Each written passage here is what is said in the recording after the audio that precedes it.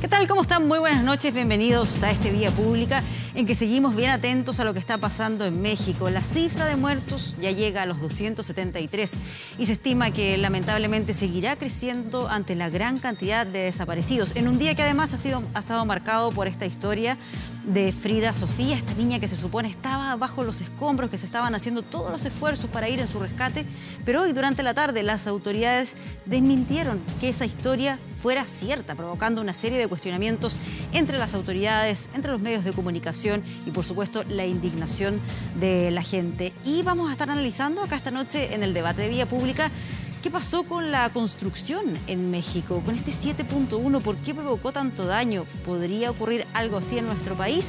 Eso va a ser parte del debate esta noche acá en Vía Pública. Pero veamos los titulares de las principales informaciones que se han registrado en este día. Desde Nueva York, la presidenta Bachelet calificó de malintencionadas las críticas por su nombramiento en la Junta Asesora de la ONU. Más de 1.800 personas van a recibir un bono de hasta 250.000 pesos por el subsidio de arriendo para el adulto mayor. Hoy se dio a conocer la lista de los beneficiados. Y el presidente Trump declaró a Puerto Rico zona de gran desastre. Esto tras el paso del huracán María. La medida va a liberar fondos federales para la emergencia. Ignorancia y mala intención. Eso es lo que acusó hoy la presidenta Michelle Bachelet detrás de las críticas por su reciente nombramiento como parte de una comisión de la ONU destinada a mediar en conflictos internacionales. La mandataria dijo que no recibirá sueldo por esa función y que su preocupación será ser presidenta hasta el último día de su mandato.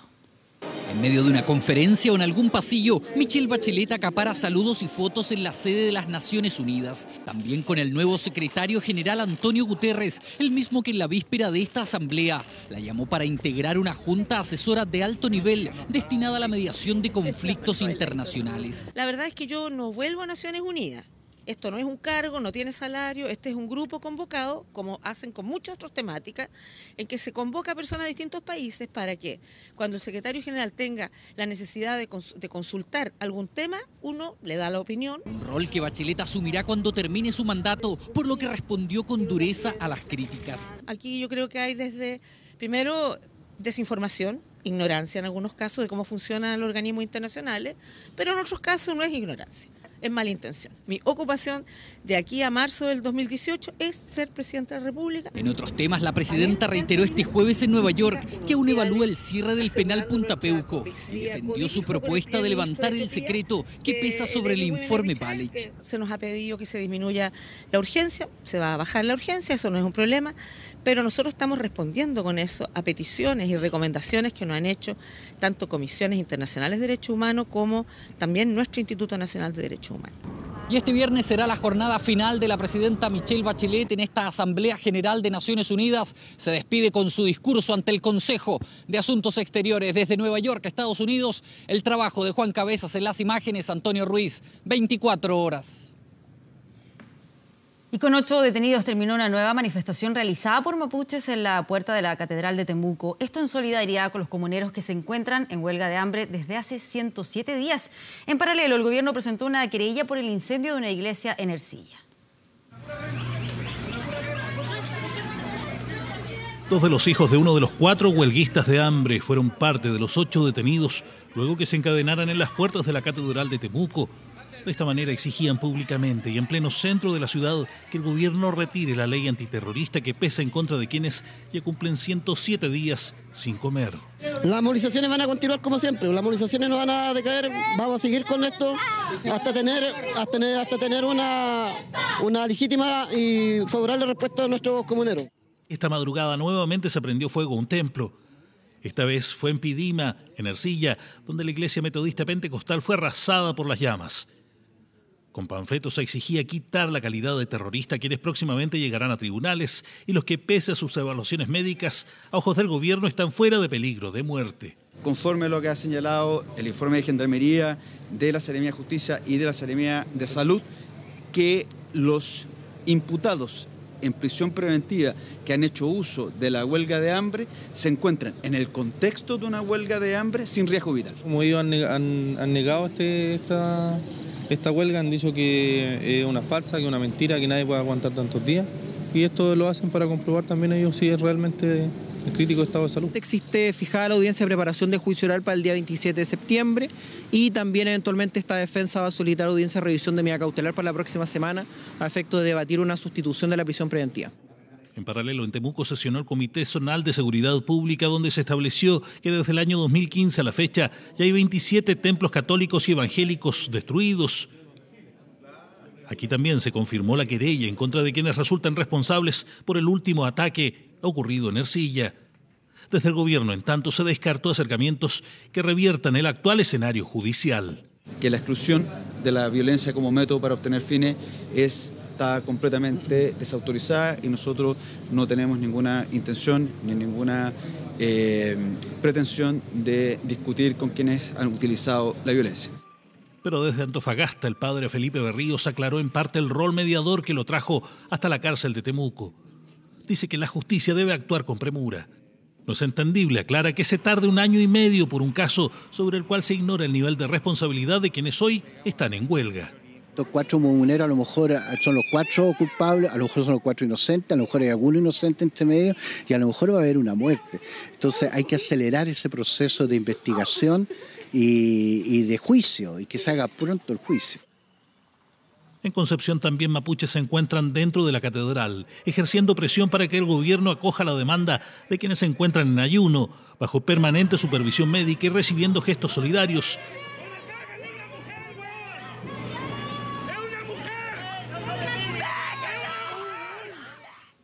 Y Chile respondió a través de una nota diplomática a Bolivia, luego que Evo Morales hablara de la demanda marítima y del litigio por el Silala en la Asamblea General de la ONU. El ministro Heraldo Muñoz no quiso polemizar más allá con la irrupción del mandatario boliviano. Eso sí, dijo, prefiero hablar de la credibilidad que tiene Chile, del respeto que hemos ganado en la arena internacional y no de lo que diga el presidente Morales.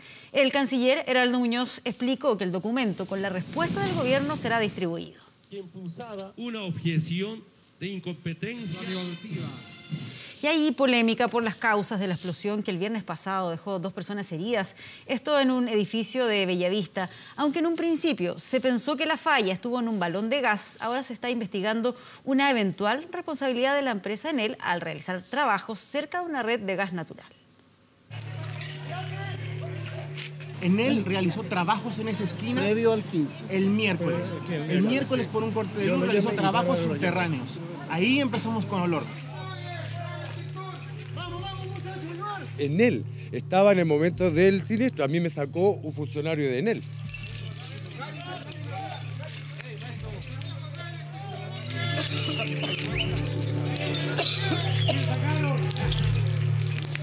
La polémica se instaló en el barrio Bellavista tras la grave explosión en este edificio de calle Bombero Núñez el viernes pasado. La versión entregada inicialmente por bomberos responsabiliza de algún modo a los propios afectados, por eso ellos sacaron la voz. Desmentir públicamente la tesis preliminar que se entregó ese día viernes, acusando a esta estufa en mal estado y a un balón de gas que no tenía gas. Hipótesis que con el paso de los días ha comenzado a cambiar.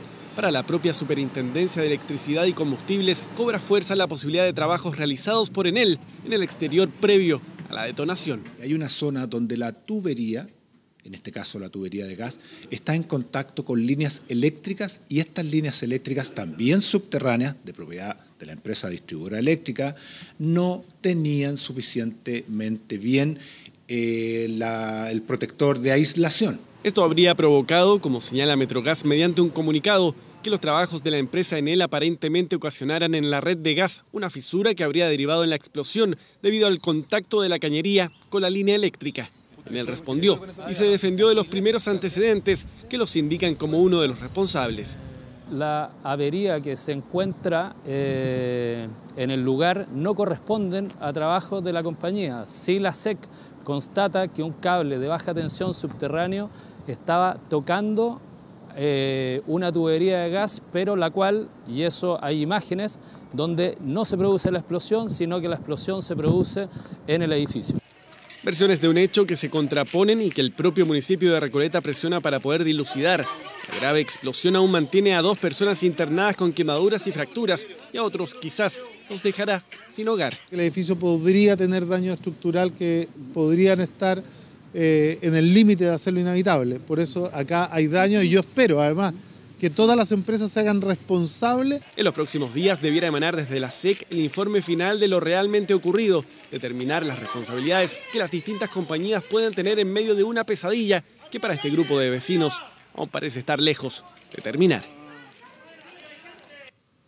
Y sin casa propia, a veces sin familiares que los acojan y con bajísimas pensiones. Tener donde vivir es un drama para muchos adultos mayores. Casi 2.000 de ellos van a recibir un subsidio de arriendo para enfrentar de manera digna y tranquila esta etapa de sus vidas. Luis Alberto tiene 64 años. Hace más de 15 que sufre una ceguera total. Pese a ello, hace 3 meses fue desalojado del departamento en donde arrendaba una pieza, donde vivía solo. La indignación grande era de que yo soy una persona responsable, nunca dejé de pagarle a las personas que vivían acá, pero ellos no le pagaban a los dueños. Entonces sentía como una frustración tan grande. Situación que lo hizo vivir y dormir durante todo este tiempo en el living de una vecina. Estoy durmiendo en una especie como de pasillo acá, si se le podría llamar un rincón del departamento aquí, una especie como de living que hay. Y claro, imagínense la incomodidad que significa para estas familias. Aunque ellos no me dicen nada, no me van a decir nunca nada, pero yo siento que yo incomodo. La vida no ha sido fácil para él. Solo con su trabajo diario como vendedor ambulante, le permite traer unos pesos que suman a la pensión básica de 103.000 que recibe mensualmente. Incluso una vez me pasó hace unos años atrás, vendí 20.000 pesos en todo un mes, se lo juro por Dios, 20.000 pesos. Y también así, han habido días, por ejemplo, acá, gracias a mis cositas que vendo, que son bastante originales, he logrado vender, por ejemplo, un día vendí más de 40.000 pesos, que no es menor. La situación de Luis Alberto y de muchos que viven como él cambiará. El Ministerio de Vivienda entregó la lista de beneficiarios del subsidio de arriendo para el adulto mayor. Beneficiará a 1.860 personas de todo el país, quienes recibirán en promedio 210.000 pesos mensuales por 2 años, que se deberán destinar al alquiler, beneficio que es renovable. Que los adultos mayores sientan que su esfuerzo, que su trabajo tiene una retribución de protección desde el punto de vista del Estado, que puedan elegir una vivienda que esté cerca del consultorio, cerca de sus redes familiares y que puedan en definitiva sentirse con la tranquilidad todos los meses que nadie los va a expulsar. María Vallejo se arrienda a esta casa de Melipilla hace 17 años. Ha sido testigo cómo el tiempo la ha deteriorado, sin que su dueño tenga intención de arreglarla. El apretado presupuesto de María no le permite buscar otra posibilidad. Como puede ver usted arriba suyo, del califón malo. No hay caliente para los baños, para uso personal. Una gran alegría. Pienso que me va a cambiar la vida porque quiero irme de acá. María y Luis Alberto, rostros de un beneficio que les cambiará la vida a miles de adultos mayores, todos sin casa propia, pero con el derecho a optar a una vivienda digna, aunque arrendada, les ayuda a llevar de mejor forma el trayecto final de sus vidas. Cambiamos de tema. El ministro de Medio Ambiente, Marcelo Mena, entregó más detalles sobre el proyecto de ley que busca eliminar el uso de bolsas plásticas en 12 meses más en todas las ciudades costeras del país. Hoy día tenemos más de 60 comunas que han implementado esto en Chile y así también varios países que han tenido distintos modelos. Sin embargo, Naciones Unidas, a través de Uno Ambiente, tiene una campaña que justamente llama a regular muy significativamente estos plásticos que están aumentando, acumulándose. El problema es que hoy día 90% de los pájaros, las aves marinas, tienen plástico en su estómago y si nosotros no evitamos la acumulación de plástico, esto va a llegar al 99%. El año 2050 se proyecta que si no evitamos la acumulación de plástico en los océanos, va a haber más plástico que peces. Y es por tanto que esta obra de la presidenta con la ley que prohíbe las bolsas plásticas en ciudades costeras permite avanzar a la protección de los ecosistemas marinos. Va a ser un proyecto de ley, una indicación sustitutiva que reemplaza algunas iniciativas parlamentarias. Va a ser en el mes de octubre que ingresa el proyecto de ley y esperemos que esté vigente antes que termine el gobierno de la presidenta. Y justo en medio del año electoral aumentan las peticiones o las aprobaciones de días feriados en diversas regiones del país por parte del Congreso. Algunos acusan medidas populistas y desde el gobierno plantean una fórmula para evitar el brote de feriados. Esta es la reciente aprobación de un nuevo día feriado para nuestro país, uno que, eso sí, regirá en solo una región, la de Los Ríos, que el próximo 2 de octubre tendrá libre, pero ojo, que este no se celebrará cada año, sino solo en 2017, proyecto aprobado solo semanas antes de que esa región elija nuevamente a sus parlamentarios, entre los que repostulan varios de los autores. Es importante. Lamentamos, sí, que alguien haya dicho que solamente sería por el 2 de octubre del 2017. Vamos a luchar para que sea permanente en el futuro cercano. Eso mientras a esa misma hora ingresaba otra petición muy similar al Congreso, esta vez por Ñuble y para el 19 de agosto. ¿Y el fundamento? De miles de ñublencinos y ñublencinas que lograron a través de los años que esta región, que hoy día es ley y que es una realidad, haya sido posible. Por tanto, yo creo que eso es lo que conmemoramos. Y claro, es que en los últimos meses, justo en época de elecciones, han proliferado los proyectos de ley por días feriados regionales o comunales, agilizando la presentación o tramitación. Las razones son múltiples, desde la visita del Papa Francisco, la cuenta pública del Congreso o las conmemoraciones históricas, iniciativas en las que el senador RN Francisco Chaguán lleva la delantera con 4 peticiones desde 2016, mientras que en 2017 en la Cámara de Diputados ya se han presentado 9 peticiones en este sentido. No me gusta mucho que se implemente porque vamos a llenarnos, ¿no es cierto?, de feriado en el país, pero es una opinión muy personal. ¿Es populismo? No quiero emitir un juicio de valor. Yo no eludo que pueda haber alguna intención de ese tipo, de tratar de congraciarse con una comunidad y decir, mira, les conseguí un feriado. Pero vuelvo a insistir, en muchas partes del mundo no es feriado ni siquiera el día de las elecciones. Posibles daños económicos que, según algunos parlamentarios, se aminoran con la mayor cantidad de turistas o visitantes en la zona, pero al parecer existiría un doble efecto. Estamos en tiempo de elecciones o por promesas electorales, por afanes demagógicos, se instauran feriados. Eso es una mala práctica para el país porque los países se desarrollan trabajando. Todas preocupaciones que desde el Ejecutivo pretenden regular definitivamente a través de un proyecto de ley que deja en manos del gobernador regional o intendente y con aprobación del Consejo la decisión sobre los feriados. De modo que exista un feriado regional por cada una de las regiones del país y derogar todos los feriados que hoy día existen para que cada una de las regiones escoja. Proyecto del Ejecutivo que, mientras no sea aprobado, permitirá que en el Congreso se sigan aprobando feriados temporales como el 21 de septiembre, donde se celebró la toma de posesión del Estrecho de Magallanes. Y son ya las 11 de la noche con 18 minutos y en un ratito más vamos a estar con el debate aquí en Vía Pública, en que vamos a estar analizando lo que ha pasado en México, pero desde la perspectiva de la construcción. Son cerca de 40 los edificios que se desplomaron. ¿Qué fue lo que ocurrió en ese lugar? ¿Qué pasa con nuestra normativa? ¿Podría pasar algo así en nuestro país? Vamos a estar con eso luego de la pausa, pero...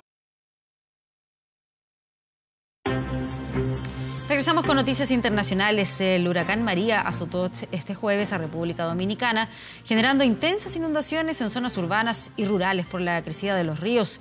140.000 personas quedaron sin electricidad y 2.900 viviendas sufrieron daños. En 26 de las 32 provincias del país se realizaron evacuaciones obligatorias. En total, 17.000 personas fueron desalojadas de sus hogares. En Puerto Rico, el huracán María afectó al 80% de las casas y dejó 15 muertos y 20 desaparecidos. El presidente Trump declaró la isla como zona de desastre. Con esta medida se liberan fondos federales para complementar los esfuerzos de recuperación en las áreas afectadas, incluyendo subsidios para albergues temporales y reparación de casas. María se mantiene en categoría 3 con vientos de 185 kilómetros por hora y avanza hacia las islas Turcas y Caicos. Y el líder norcoreano Kim Jong-un tildó a Donald Trump de trastornado y advirtió que lo va a hacer pagar caro por las amenazas contra su país. Esto durante la Asamblea General de Naciones Unidas que se está desarrollando en Nueva York. Esto luego que el presidente estadounidense anunciara nuevas sanciones contra empresas que negocien con Corea del Norte tras reuniones bilaterales con su homólogo surcoreano y el primer ministro japonés. El decreto permite el embargo a individuos y empresas que financien y faciliten el comercio con Pyongyang, lo que significa un cerco económico sin precedentes para el régimen de Kim Jong-un. Además, en su discurso oficial ante la ONU, Trump amenazó con destruir por completo a Corea del Norte si el país asiático continúa con sus amenazas nucleares.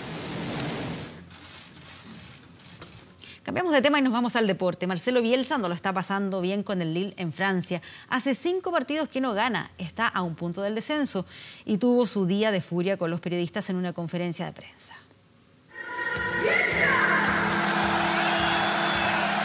Marcelo. Merci, vive-los. Fue presentado con bombos y platillos. A su llegada sonreía y también agradecía. Muchísimas gracias, sinceramente.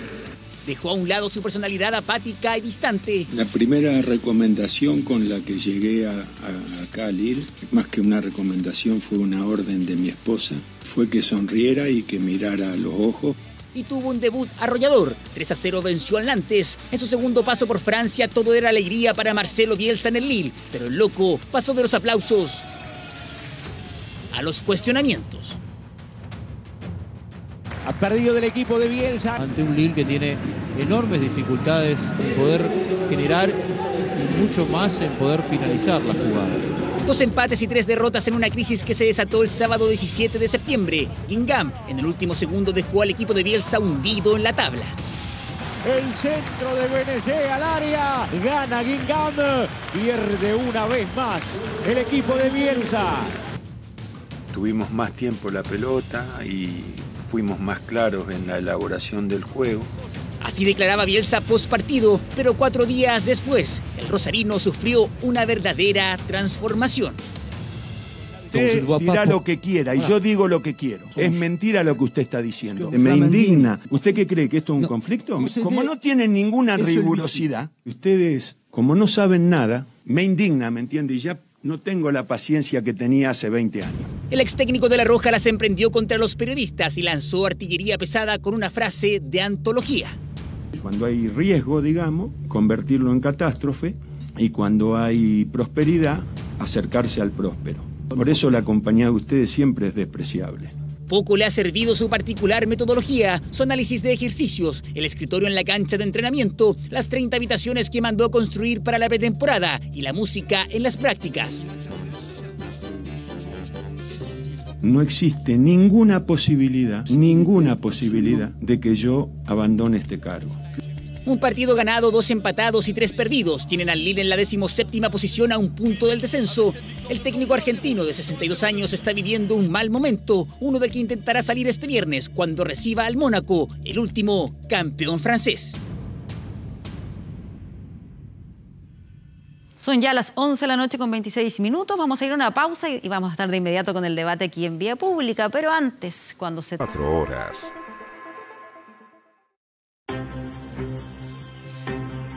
Regresamos a Vía Pública, donde vamos a conversar sobre el terremoto en México. ¿Por qué afectó tanto a la infraestructura de la ciudad este 7.1?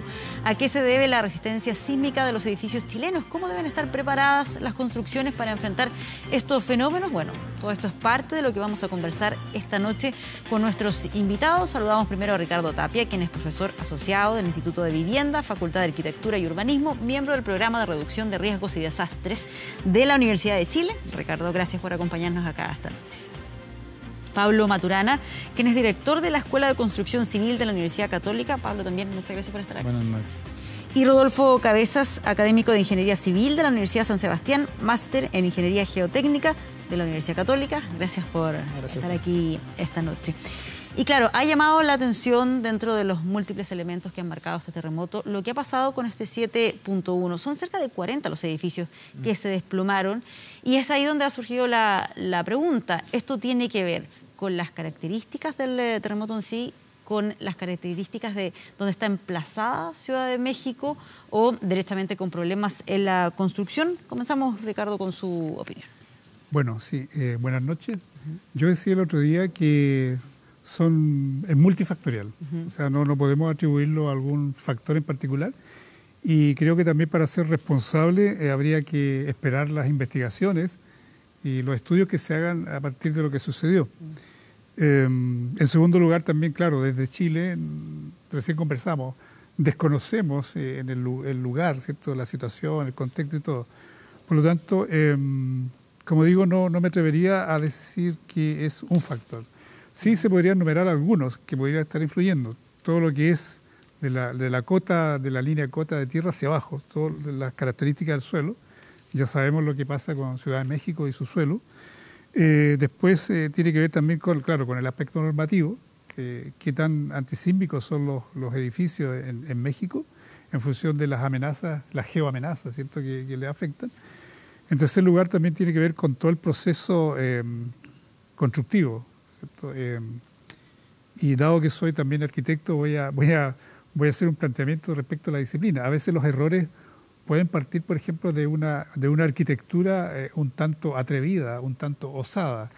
Por arquitectura atrevida, osada, me podría plantear una arquitectura que sea con mucho voladizo, con mucho atrevimiento estructural. Pero por las señales que llegan de lo que está ocurriendo, de lo que ocurrió en México, los que se han caído son edificios más bien ortogonales, es decir, no son atrevidos desde el punto de vista arquitectónico. Entonces, desde ese punto de vista podríamos suponer que a lo mejor no hay errores desde el punto de vista de la arquitectura, sino que los errores o las deficiencias, si es que las ha habido, son de otra índole. Sí, eso agregaría, sí, algunos factores adicionales a diferencia de lo que nos ocurre acá. O sea, el tipo de sismo que se produjo allá, si bien es un 7.1 en cuanto a magnitud, la intensidad con la que se percibió el sismo es muy alta por el tipo de sismo. O sea, es un sismo que es intraplaca. Y él es completamente distinto a los sismos por subducción que nos ocurren acá en Chile, donde claramente son magnitudes mayores, pero la intensidad con la cual se perciben por parte de la gente también hace que el sismo tenga una manifestación diferente. Ahora, en cuanto a los edificios, y algo que tú mencionaste, yo creo que es sumamente relevante. Son edificios que se ven bastante tradicionales, no tienen ninguna arquitectura muy rebuscada, y en cambio uno veía edificios que se mantuvieron en pie, torres de gran altura, que seguramente son bastante más modernos. Entonces ahí también vienen dentro de las especulaciones, ¿qué habrá pasado con estos edificios antiguos en el terremoto del 85? Si fueron inspeccionados, fueron evaluados adecuadamente y no tenían algún daño acumulado, que con un pequeño maquillaje, que sabemos que de repente las intervenciones solamente van a reparar la falla y no reparar la causa basal del problema, no quedaron adecuadamente recuperados. Sí, quisiera complementar un poco lo del colega, diciendo que efectivamente nosotros en la especialidad técnica tendemos a quedarnos con el número de la magnitud de Richter. Sin embargo, hay condiciones particulares de los terrenos, de los lugares, que generan efectos de amplificación, que generan percepciones en la ciudadanía, como ocurre en la Ciudad de México debido a su tipo de suelo. Y eso hace que, por ejemplo, la magnitud de Mercalli o la apreciación de Mercalli haya sido mayor. O sea, pasamos del 7.1. Expliquemos ahí cuáles son esas características que tiene Ciudad de México, dónde está emplazado. ¿Tiene que ver con esto de que supuestamente está sobre una laguna? Claro, son depósitos lacustres, básicamente. Entonces, para ponerlo en simple y que se entienda bien, es básicamente un terreno que es un sedimento muy fino, y eso hace de que cuando venga una onda sísmica se generen efectos de amplificación o efectos de rebote, o en el fondo los sismos que nosotros vivimos. Con agua, además. Claro, en terrenos saturados. Y básicamente, por ejemplo, acá un sismo subductivo que tiene una duración de 1 minuto y medio, en general, lo más recurrente, allá puede estar oscilando del orden de 2 minutos, 2 minutos y medio, porque en el fondo se sigue dando vueltas la onda, etcétera. Entonces, y acá en nuestro país hay sectores donde se haya construido en suelos parecidos a ese de Ciudad de México. Mira, por suerte son bastante menos. Existen terrenos con mala calidad geotécnica que nosotros llamamos, pero para ponerlo en simple es como decir que acá en Santiago la gran mayoría está en un suelo de muy buena competencia y es la minoría de los edificios los que están en una mala ubicación, y en México es al revés. La gran mayoría está en una zona de baja competencia y son muy pocos los que están en una zona más favorecida. Y por ejemplo, para el terremoto del 2010 se vio un mayor nivel de daño en zonas que acá en Santiago que tenían estos tipos de suelo que eran un poco más conflictivos. Ya Ciudad Empresarial, Pudahuel, Maipú, etcétera, la zona un poco más al exterior de Santiago, porque el interior de Santiago ¿Qué pasa en los sectores que han sido construidos en dunas? Sobre donde antes habían dunas, que es, por ejemplo, lo que pasa hacia el lado de Concón. Claro, uno esperaría. Bueno, de hecho, han habido problemas recientes en el último tiempo, socavones, cosas de ese estilo, porque es material más bien suelto. Entonces, si uno no realiza la compactación adecuada, se arriesga en el fondo a la posibilidad de que eso se compacte debido al sismo y se genere un hundimiento, que haya problemas en las cañerías, etcétera. Claro, eventualmente suelos granulares que tienen baja cohesión, que se unen poco, tienden a sufrir deformaciones o densificaciones por vibración. Entonces justamente ocurren esos asentamientos y todo eso. Pero una de las cosas que también mencionaban ustedes respecto al suelo de Santiago.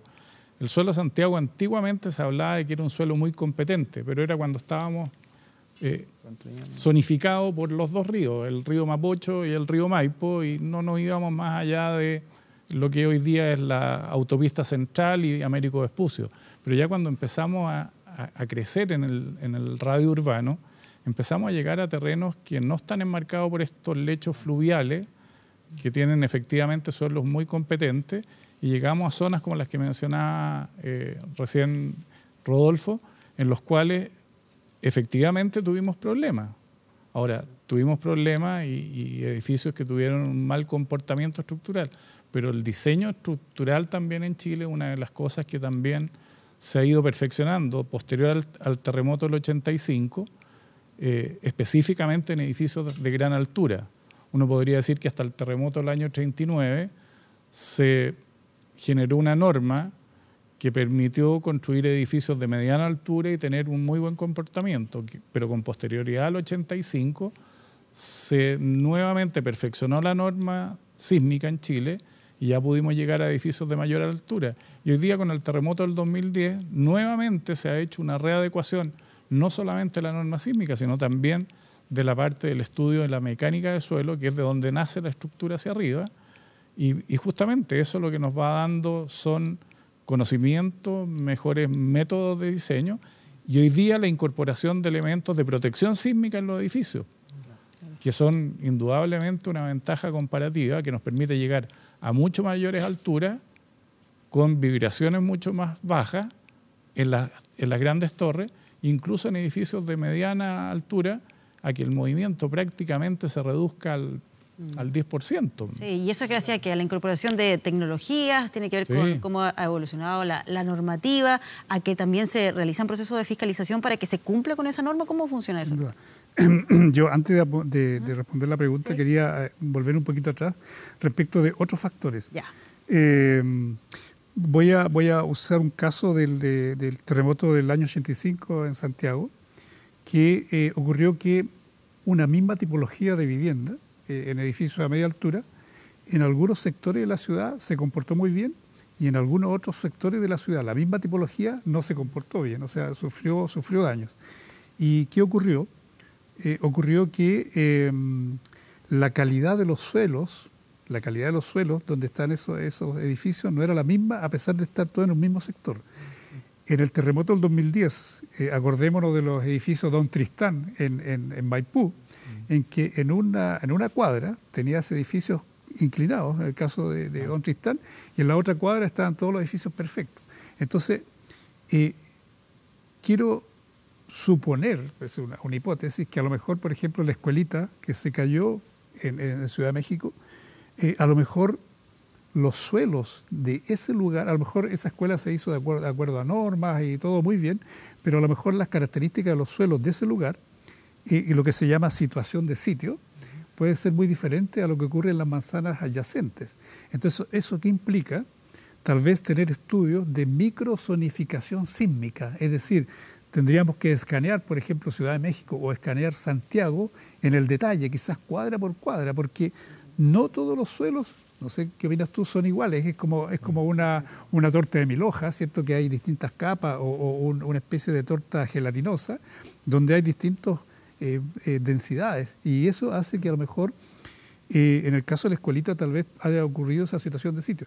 Yo aludo a este caso porque creo que aquí en Chile, por ejemplo, se conversó después del terremoto del 2010 que tenemos que avanzar a microzonificación sísmica. Por hoy día tenemos 3 grandes zonas sísmicas en Chile, que son de Arica a Magallanes. 3 zonas, una por el lado de la cordillera, digamos, otra por el lado de la zona centro y otra por la zona más litoral.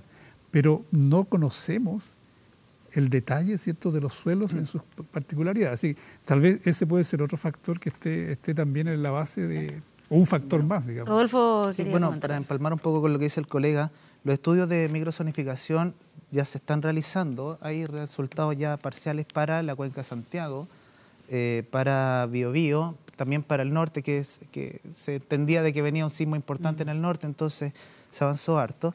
Y es parte de las lecciones aprendidas que nos dejó el terremoto del 2010. O sea, se avanzó mucho en el 85 con la norma chilena de construcción y con el 2010 se avanzó mucho también en decir, no basta con construir bien, hay efectos que son locales y también hay que caracterizar bien el suelo. Fue un poco lo que pasó también en México. Y parte de las lecciones aprendidas, de la nueva normativa, de los decretos que se generaron después, fue incorporar esas regulaciones a la construcción. Y también pasa un poco parecido con la situación mexicana. El terremoto del 85 fue muy perjudicial, generó gran cantidad de daños, generó gran cantidad de pérdidas humanas. Y en base a eso también se avanzó mucho en una actualización de la normativa en México, se avanzó en sistemas de protección civil, que es lo que nosotros podríamos llamar como similar a la ONEMI, probablemente, y se avanzó también en estos sistemas de alerta temprana de sismos que probablemente ustedes han visto en prensa, que si bien no son infalibles, ayudan mucho en el fondo a evitar la pérdida humana, evitan mucho a evitar los daños, claro. etc. Pero ahí me surge la duda. Cada gran terremoto sirve para aprender y tomar mejores medidas, especialmente en temas de construcción. Pero en México, ¿hay terremotos de esta magnitud con menos frecuencia que acá en nuestro país? Mira, al revés, lo que pasa es que, entrando un poco en el punto de vista geológico, en México tienen una situación un poco distinta a la realidad chilena, ¿ya? Tienen una parte subductiva, que es la imagen que nosotros tenemos de nuestro país, pero además tienen una parte intraplaca, donde se juntan varias placas. Expliquemos esos dos conceptos, porque lo hemos estado viendo también, mencionado en la prensa, que puntualmente tiene que ver con intraplaca, que es distinto a lo de subducción, que habitualmente estamos acostumbrados acá en Chile. Para ponerlo en simple, en Chile tenemos que estar bajando una placa y se está subyaciendo bajo el continente, ¿ya? En México hay una componente así, pero después llega a un plató que nosotros le llamamos que se estabiliza y como que queda a un nivel fijo, ¿ya? Que son los 50 kilómetros de profundidad y ahí ocurre, ¿ya? Entonces, en particular, el caso mexicano tiende a generar más sismos, más en cantidad, pero menos en intensidad, menos en magnitud. Sí, quería comentar algo. Sí, tú preguntabas un poco también respecto a las regulaciones, a la fiscalización. Yo diría que acá en Chile además tenemos una regulación normativa bastante diferente. O sea, hoy día la Ley General de Urbanismo y Construcción es bastante rigurosa en la responsabilidad que le confiere al propietario primer vendedor, al que desarrolla un proyecto inmobiliario, porque le traspasa toda la responsabilidad por todos los daños inherentes al proceso de construcción, tanto durante la fase de construcción como con posterioridad a la entrega, por un periodo en lo que es estructura, por 10 años. Y eso hace que haya un ciclo de calidad que se inicia desde el momento que se desarrolla la idea de un proyecto, pasando obviamente por la fase de lo que decías tú, del diseño. Hoy día ningún mandante deja que el proyecto sea hecho en forma demasiado aventurera, para un lucimiento sin poder tener un respaldo de que esa estructura va a tener un buen desempeño. Hay controles de por medio. Lo mismo pasa en la fase de construcción. Hay un autocontrol de quien construye porque sabe que posteriormente debe entregar una calidad. Entonces ese ciclo de calidad se va cumpliendo a lo largo de todo el proyecto. Y eso obviamente pasa por diferentes etapas de autocontrol. El autocontrol en Chile es algo que se lleva exhaustivamente, cada vez con mayor énfasis. Sí, me quedé pensando sobre estos conceptos que comentábamos de intraplaca y subducción. ¿En nuestro país la normativa está pensada para ambas situaciones? Lo que pasa es que ahí hay una diferencia. Como los sismos nuestros en general, la experiencia mayor que tenemos es debido a la subducción. En general la norma nuestra está orientada a sismos de esa naturaleza, que son distintos a sismos corticales o de fallas, como es lo que podría llegar a producirse en algún momento determinado en algunas zonas en que están perfectamente identificadas, pero son sismos que ocurren con un desfase en el tiempo de varios miles de años. Entonces, como las normas trabajan también en función de probabilidad o riesgo, la verdad que tenemos muy bien actualizadas las normas para los sismos que son más recurrentes en nuestro país. Que son los de subducción. Claro, Pero ¿cuál es la diferencia ahí entre, mencionábamos lo de intraplaca, que tiene que ver con el movimiento, con qué? Sí, mira, a ver, la realidad chilena es un poco distinta. Entonces, básicamente, tú tienes como este plano que va bajando y eso, por ejemplo, pasa de que esta misma placa va bajando y genera, por ejemplo, sismos a la altura de Mendoza, pero lo genera a una profundidad tal que prácticamente en superficie no se siente. Ya, esa es fundamentalmente la realidad chilena. Los intraplacas son muy pocos. Ya, el último registro importante fue el de Chillán del 39. Y los corticales, como los que se espera que sean para la falla de San Ramón, etcétera, también lo que decía aquí el colega, tiene una tasa de recurrencia de lo que se ha estudiado de varios miles de años. Entonces, es difícil hacer una política país. Bien, pero para entenderlo, ¿significa que el tipo de movimiento que provocan es diferente? ¿En qué se nota? Es que ahí viene lo que él mencionaba. Una cosa es la magnitud, que es como se mide en cuanto a energía liberada en el lugar, en el foco, en el epicentro.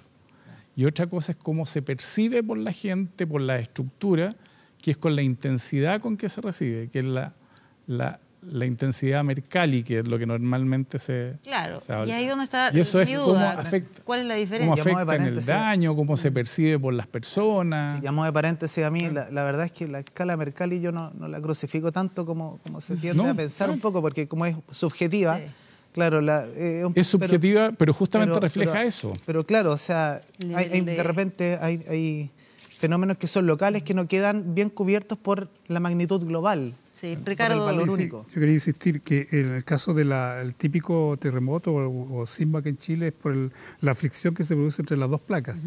Pero las intraplacas son las que producen una fractura en una de las placas, en este caso la continental. Y tienen otras características. Yo quiero poner en verdad, digamos, en mi equipo trabaja Jaime Campo, que es un excelente sismólogo. Él me decía que intraplacas sí hemos tenido aquí en Chile. Por ejemplo, está el terremoto Chillán de 1939, el de 1965 en la zona central, por aquí cerca, que generó el ONEMI. ONEMI fue por eso, incluso hubo una represa que se vino abajo y murieron 300 personas, digamos. Y también me habló de la zona central en el año 71 acá, y el último, el 2007, en Punitaqui, también fue intraplaca. Entonces, el problema es que, claro, las normas acá las tenemos justamente para el sismo de fricción de las dos placas y no esta. Entonces, no para la fractura. Claro, para la fractura, que es otro tipo de expresión, digamos, característica. Así que hay que poner atención. ¿Y eso qué significa? Que al moverse, por ejemplo, no sé, cuando es subducción, ¿es más bien un vaivén? ¿Cambia eso cuando se trata de esta fractura? Por ejemplo, lo que pasa es que la fractura puede producirse debajo de una zona poblada. En cambio, la fricción de las dos placas, ¿cierto? Normalmente está más o menos a 80 kilómetros de la costa, entonces las ondas, ¿cierto? Viajan de otro modo a tener el movimiento, el quiebre debajo de una en general son a mayor profundidad también acá. Sí. Claro. Pero la normativa está más bien hecha para los que son de subducción. Sí, claro, si te fijas para y se perciben, o sea, tienen una intensidad en superficie que es sensiblemente más baja. Si te fijas para el terremoto ahora de México, el más reciente, no hubo alerta de tsunami, por ejemplo, porque fue totalmente dentro del continente. Claro, fue como a 700 kilómetros de la costa. Como si existió preliminarmente para el primer terremoto de México, que fue el 8 de septiembre, que así hubo una alerta de cómo estamos de stand-by a ver si existe la posibilidad. Ya, pero le estamos agregando al diccionario, entonces, intraplaca, subducción y los sismos corticales. Que eso sí que se dan con muy poca frecuencia, pero sí, por ejemplo, en el caso de la falla de San Ramón, y son muy superficiales. Sí. ¿Cuáles son las características que tiene un sismo cortical? De lo que se ha estudiado hasta el momento y lo que han investigado los colegas, etcétera, básicamente que tienen su mecanismo focal o en el fondo donde se produce la ruptura del orden de 10 kilómetros de profundidad. Sí, o sea, de poca profundidad. Por lo tanto, se perciben mucho en la superficie. Sí, sí. Gran intensidad, percepción. Por lo tanto, el daño podría ser mayor. Y también lo que se espera es que sean más bien como un impulso, como un empujón fuerte de pocos segundos de duración. Ya, no como los subductivos que está varios minutos ahí. Pero por ser superficiales con mucho daño. Ya. O sea, nuestra normativa no está pensada en ese tipo de sismos.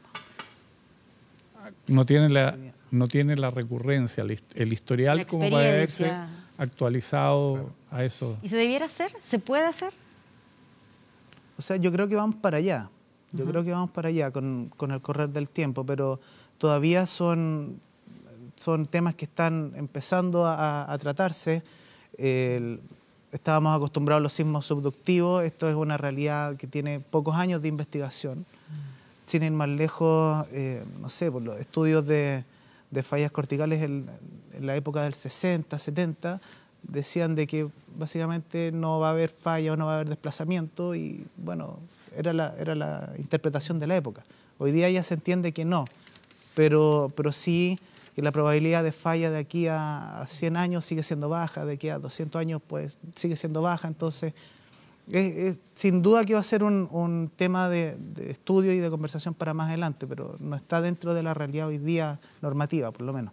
Sismos de tipo cortical o de fallas corticales más recientes y que han hecho daño gravísimo, por ejemplo, en Lorca, en España, si no me equivoco, en el 2012 o 2011, y los últimos... El que hubo en Italia. En Italia. Todos los de Italia son de tipo cortical y de falla, y ya no sabemos los daños gravísimos que... Y ahí, si uno piensa, y cuando le cuentan de la magnitud del sismo, uno dice, pero ¿cómo con un 5 y algo tuvieron ese nivel de daño? Pero es que fue en la superficie, o sea, se recibió con la intensidad que refleja algo que ocurre ahí debajo tuyo.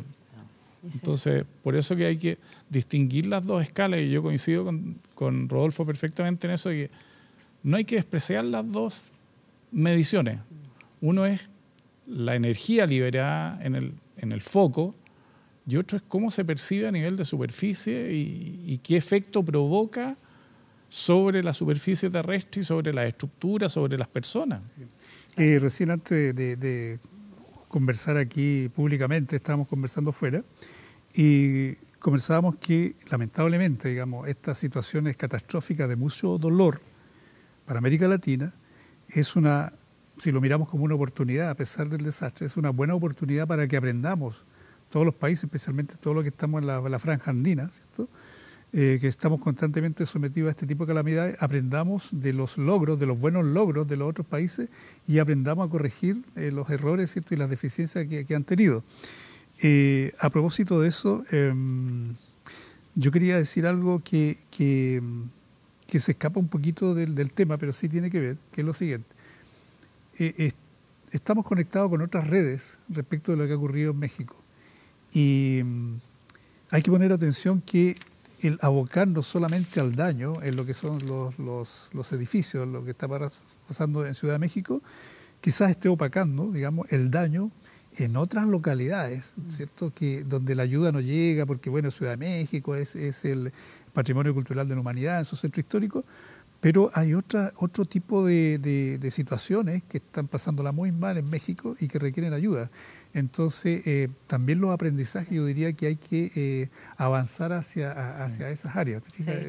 Y que es parte de la... Ahí hay un tema que tú tocas que es re importante, lo de las redes y la internacionalización. Yo creo que justamente ahí tenemos una responsabilidad, los que estamos en el mundo universitario, en el mundo académico, que si bien es cierto, en nuestro país la recurrencia de estos fenómenos corticales, superficiales, son poco frecuentes, debemos tener los ojos muy puestos en que el mundo hoy día tiene las fronteras abiertas, o sea, ir a aprender de lecciones que nos pueden llegar, pero que afortunadamente no nos ha tocado vivirlas y que nos ocurrieron en países como estábamos hablando del caso de España o de Italia. Claro. Y que se puede aprender en que claramente uno puede, a través de redes de expertos, hacer visitas a esos lugares. Pablo, y ver los Ricardo, efectos. Rodolfo, lamentablemente se nos acabó el tiempo, pero ha sido una conversación muy interesante, además que ya hemos incorporado otros conceptos, otros elementos en los cuales hay que fijarse cuando uno analiza lo que ha pasado con terremotos, que lamentablemente tenemos harta experiencia acá en nuestro país. Ojalá aprendamos, como digo, de lecciones que por suerte no nos ha tocado vivir. Muchas gracias por unos comentarios finales. creo que es súper importante sacar lecciones aprendidas de lo que ha pasado en México. En particular, el tema del sistema de alerta temprana, yo creo que es algo que debiese estar dentro de las políticas públicas en los próximos años. El sistema de la operación Daisy o la evacuación, acá en Chile tenemos la mala costumbre de esperar que el sismo baje, ya que baje la intensidad y nos quedamos esperando. Básicamente cuando llegue un sismo realmente importante habríamos perdido tiempo de salir de los edificios. Entonces hay una serie como de cambios culturales que de a poco tenemos que ir interiorizando, creo yo. Bien, muchas gracias por acompañarnos acá esta noche. Gracias. Gracias. Vamos a una pausa, regresamos ya con lo que queda de Vía Pública.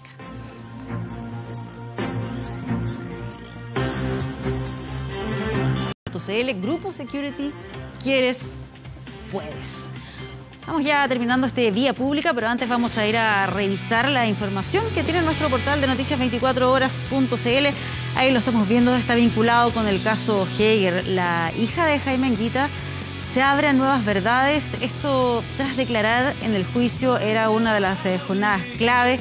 Esto por el asesinato de la contadora Viviana Heger en Puerto Varas, este caso que ha causado tanto impacto y que se ha arrastrado durante tantos años. Y hoy la hija de Jaime Anguita declaró, y una de las cosas que llamó la atención es que ella afirmó estar abierta a otras verdades, como por ejemplo el aceptar la culpabilidad de su padre en el crimen de su madre. Hay más información de esto, por supuesto, ahí en 24horas.cl. Vamos a ver qué pasa con las temperaturas a esta hora. 13,2 grados. ¿Qué se espera para mañana acá en Santiago? Bastante calor. Parece que ya llegó la primavera con todo. Despejado, 28 grados y 30 para el día sábado. Cielos totalmente despejados.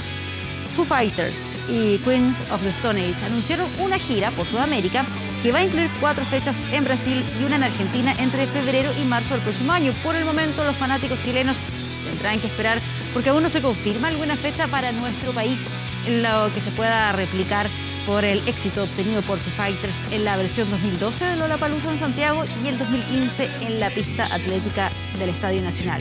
Con Learn to Fly despedimos este Vía Pública. Que descansen. Muy buenas noches.